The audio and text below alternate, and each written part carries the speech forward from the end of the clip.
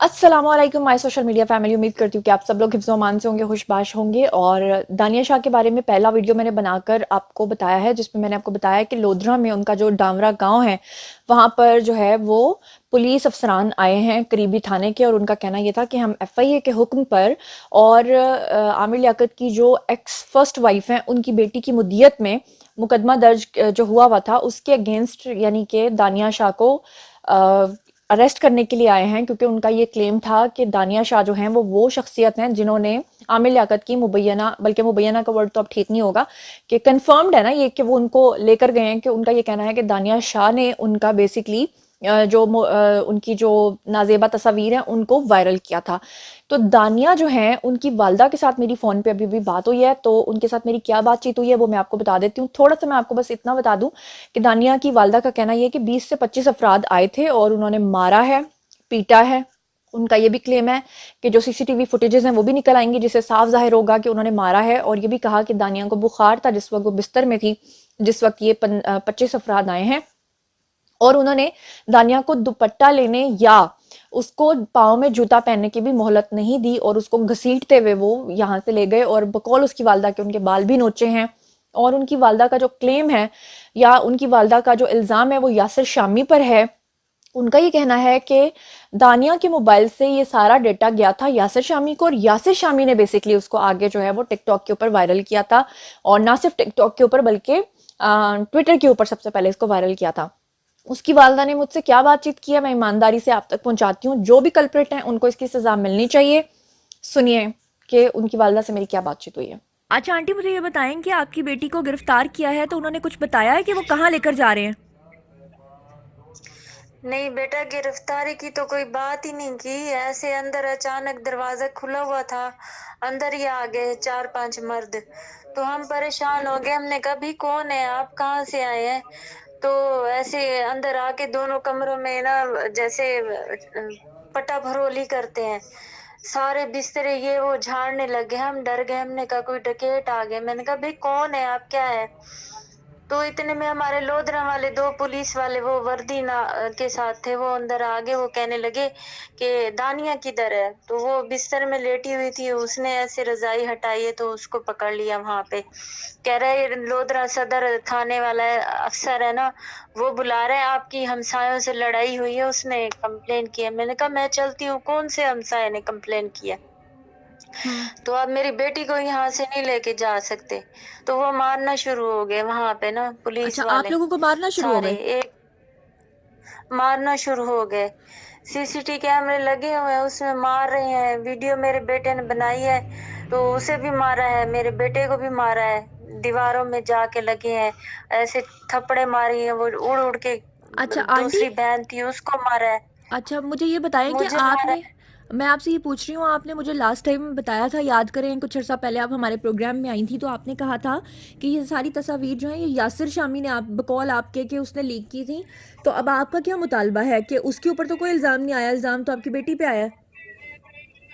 देखिए, इल्जाम तो मेरी बेटी के ऊपर नाजायज तरीके से आया है।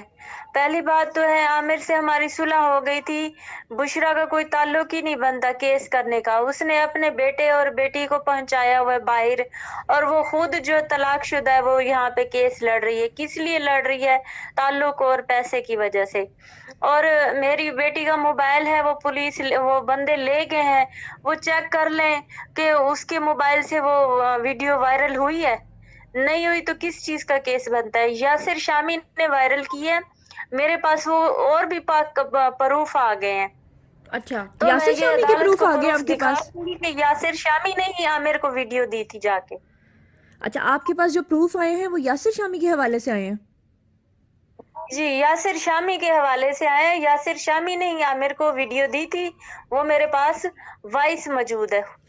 ठीक है आंटी, आपके पास जो सबूत हैं वो आप काइंडली हमारे साथ शेयर करें, और हम जो है ना वो उसको दिखाएंगे और पब्लिक को भी दिखाएंगे, और आप भी इदारों को दिखाएं। अगर आप वाकई सही कह रही हैं कि यासिर शामी इसमें इन्वॉल्व था, तो फिर डेफिनेटली अगर आपकी बेटी को साथ में पकड़ा है तो फिर उसको भी पकड़ा जाना चाहिए। بالکل میں آپ کے پاس یہ وائسیں وغیرہ بھیج دیتی ہوں، لیکن میری بیٹی بہت خطرے میں ہے، میری بیٹی کی زندگی بہت خطرے میں ہے۔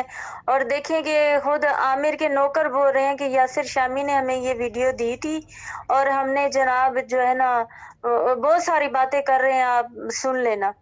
تو اس وقت یاسر شامی کہاں پر ہے؟ اس کا ہمیں تو نہیں پتا بیٹا کہاں ہے وہ۔ اچھا، تو آپ کے وہ جو ادارے سے آئے تھے آپ کی بیٹی کو گرفتار کرنے، ان کو دانیہ نے نہیں بتایا کیا کہ اس میں وہ بھی میرے ساتھ ملوث ہے؟ بیٹا انہوں نے تو ہمیں بتایا ہی نہیں، مارتے پیٹتے اسے بغیر دوپٹے کے بغیر جوتے کے اٹھا کے لے گئے۔ وہ تو بیمار پڑی ہوئی تھی، اسے بخار تھا، پتہ نہیں وہ کیسی حالت میں ہوگی، کیا حال اس کا کیا ہوگا۔ اس نے بالکل باریک پتلے کپڑے پہنے ہوئے تھے، نہ اسے کپڑے لینے دیے، نہ کچھ، ایسے چھین کر گئے، ایسے گئے۔ 20-25 بندے تھے جو ہم 4 عورتوں کو مارنے والے تھے، ایک میرا بیٹا تھا، ہمیں سارے پورے محلے میں مار کے میری بیٹی کو اٹھا کر لے گئے ہیں۔ تو اب آپ کا مطالبہ کیا ہے؟